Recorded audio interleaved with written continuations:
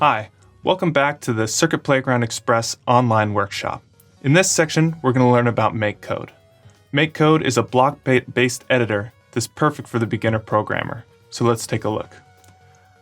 You don't need any dedicated software to run MakeCode. You can run it from any browser on just about any device. So if we go to makecode.com, it's free to use, and we'll select the Circuit Playground Express option. Here, all your previous projects will be saved, and new tutorials are available to get you started on programming with new projects. So we'll start new project to get into the editor. Once you've opened up the editor, you'll notice in the top left there's a virtual Circuit Playground Express.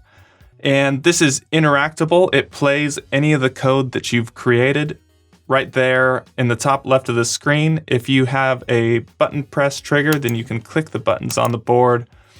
And things such as light, sound, and temperature are simulated on this, so you can fully test any program that's contained within the board within the web browser without actually having to load it onto your Circuit Playground Express. And this is a great educational and troubleshooting tool because every time you drag a new block into the field, it immediately updates and you can see the results right away.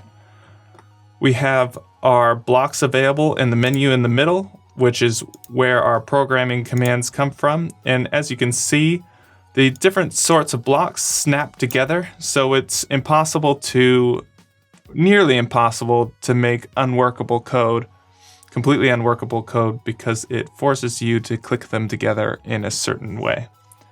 For more advanced users, there's JavaScript available as well, so you can switch to the actual JavaScript rather than the blocks, which is what's running in the background. Or you can create your own blocks to move around and drag in with custom JavaScript code within them.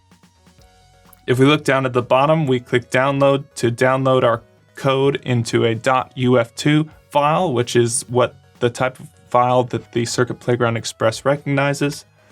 And then we just drag that into our Circuit Playground Express, but we'll go over that in the next section.